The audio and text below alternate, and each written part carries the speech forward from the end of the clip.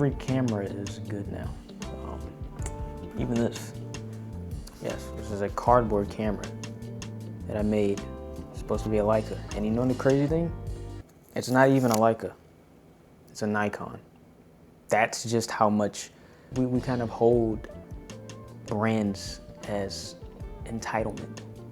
Every camera is good now, and I believe that we should focus more on ergonomics over the entitlement we may get when choosing a camera brand. The perceived view that, oh, he shoots Sony, oh, they shoot Leica, they shoot Nikon, they shoot Canon, oh, they're on Fuji.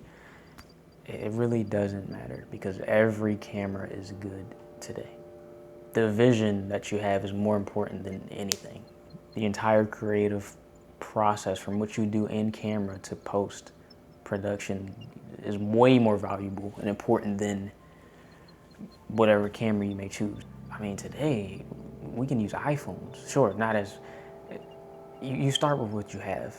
I believe we should sit and ask ourselves, does it get you out more? Does it give you the push, the nudge you need to get out of the door and shoot? I think that when we compare cameras that have all the specs, better ergonomics, whatever, heavier, whatever, you need a camera that gets you out of the door more. We kind of get caught up, especially with the entitlement, ergonomics over entitlement that shooting with a specific camera brand may bring. Are we seeking validation from a pair of eyes that aren't our own? Yes, a lot of us are. As photographers, as a creative, you naturally do that. You want to be justified. You want instant gratification, but it shouldn't be about that.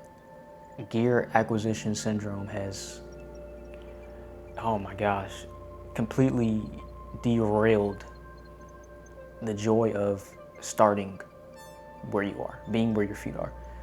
We always feel like we have to have everything. The truth is, you don't. I don't mean to get too deep here, but I often find that we overestimate instant gratification for a high that only comes for about an hour from something that we dedicated our time to for maybe weeks, months. Building an image takes a long time. Editing takes even longer, especially if you sit and you're, particular about your edits, particular about your spots, whatever. So seeking that instant gratification for a high that comes for 1 hour, max, and then it's on to the next post. It's on, like you're chasing that feeling for months again.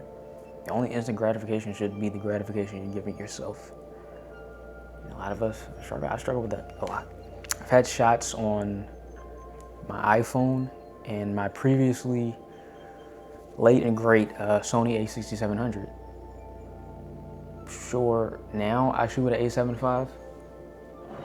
This is great, but this camera's boring, if I'm being honest. It's boring because it has all the bells and whistles. It has the double SD card slot, touch autofocus, the flippy screen. Like, what can I do with this? I can flip it up. Oh my God, I don't want to break it. But yeah, you can do all of this with the screen and stuff. This is probably a bad example, but yes, this on paper is better than the a6700, but I enjoy using that camera more. It was smaller. Sure, it had one SD card slot. It had a less resolution screen, which I don't really care about because cameras are literally just for image making and composition. Don't really care about the resolution on the screen because I'm bringing it into post anyway. All of that gets down processed and all of that down sampled, whatever. On paper, it's also APS-C, so smaller sensor. Physically, this A7 V does better in low light, double SD card. What else? Better noise control, high dynamic range, more stops of IBIS. But all of that, 33 megapixels, more room to crop. That's amazing. I need that. I will say I did need that, but a really huge jump in image quality, like the autofocus is always, it's been great. APS-C was cropped in, and I didn't really like that. But the a6700, what it lacked in ergonomics, bro, I never struggled to take that camera. It was never a hassle. I had to get used to the weight of this because this is a lot heavier. And I had APS-C lenses. This is, I just turned it on accident. 24-50G lens, f2.8. Probably my favorite lens. It's compact, I love it. But bro, the A6700 was so small. Sure, it didn't have a joystick, which I really enjoyed, but it was 26 megapixels. That was great. A lot of cameras back then didn't even have past 20. People were still making it work. So you really start to question what you need. I've taken some of my best images, portfolio. Half my portfolio are images from my A6700. And if I didn't, I honestly probably should have opted for the A7C II, because you have to really think about what it is you shoot. Oh my God, this is gone for 12 minutes. You are so much more important.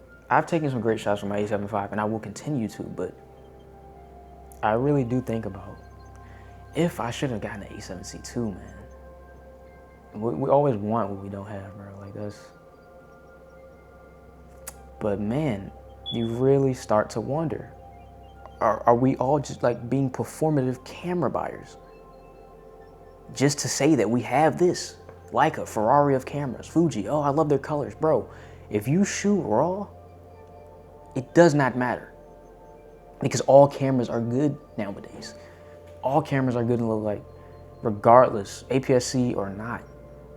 Well, not all, but today, yes. Like the technology now is insane. I really think that analysis paralysis. We have so many options that we don't act at all. That's a huge problem. I think I had so many options that I acted too much. You kind of have to find the balance. You get used to things and you don't appreciate them before you got them. Again, we always want what we don't have. Want anyone who's watching this to understand that the only thing that is stopping you and others who are doing these things that you want to do is the fact that they had the courage to start. That is the only thing. It's not gear, it's not experience, it's not skill, it's not connections, it's not figuring out what camera. They wouldn't be there if they did not start. And you aren't there now because you are choosing not to.